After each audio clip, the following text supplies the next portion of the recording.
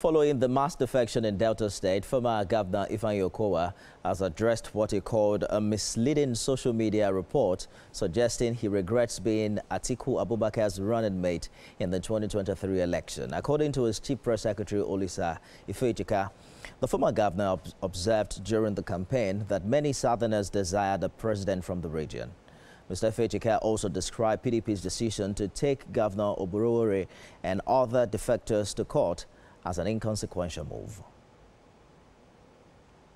In that interview, no point in it where Senator Dr. Ifeanyi said he regretted being a vice presidential candidate to Atiku, or regretted being on that ticket with him. It was not said anywhere, from the beginning of the interview to the end.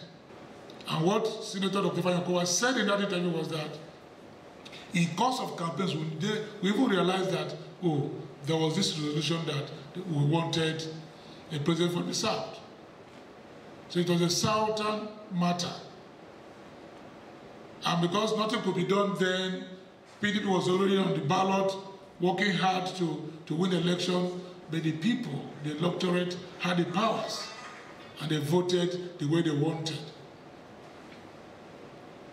And he said that the issue was what the people wanted, and they got it.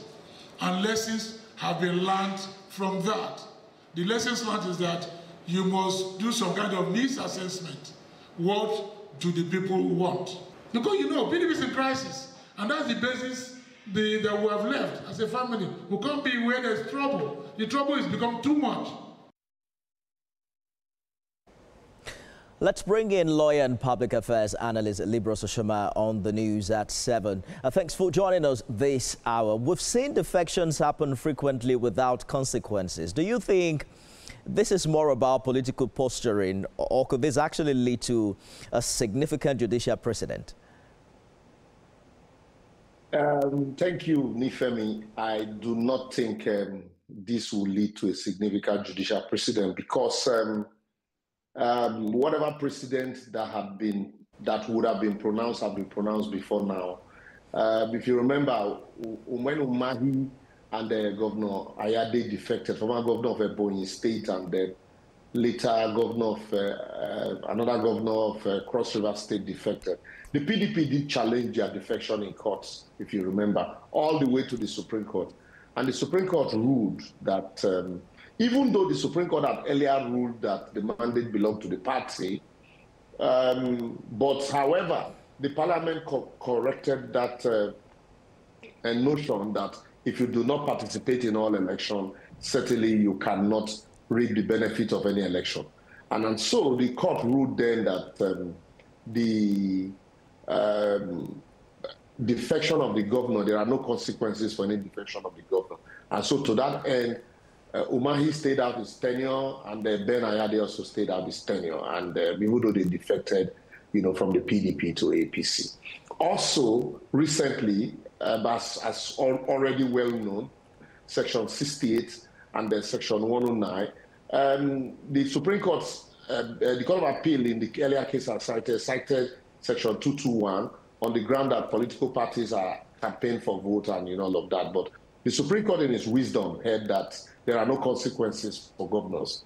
But for Section 68 and Section 109, we are also aware that the Supreme Court recently made a pronouncement which resonated, across the country, that it is only, it is only a Speaker of the House of Assembly that is empowered by virtue of subsection 2 of Section 109 or subsection 2 of Section 68, as the case may be, for Senate and House of Rep, that the Speaker or the Senate President that can declare seat vacant. And so it is not even in the mouth of anybody to so do. So in this case, the Speaker has defected too. The court is going to, this party is going to challenge it in court, and we'll see whether the court now, whether they would pray for the appropriate order mandating the Speaker to declare their seat vacant. But defection, even though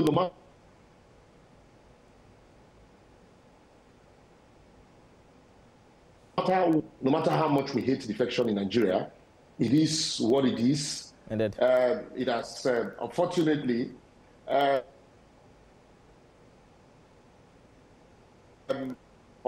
we created this opportunity where parties would, candidates will be elected on the platform of a party and then they defect to another party. I think we should completely forbid defection under any guise.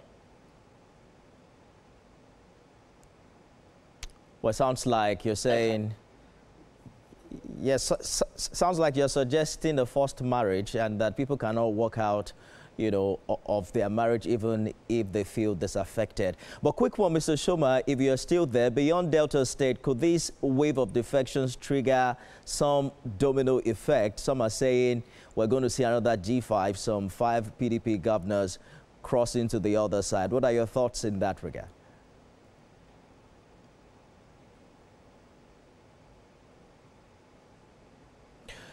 We're going to get back to that conversation subsequently. I didn't get your question. I didn't get your question. I didn't get your question. Mr. Shoma, I'm asking about your thought about insinuations that 5 more governors within the PDP will leave for the APC. Like I have said earlier on, there are no consequences for any governors that defect from one party to another. There are no consequences.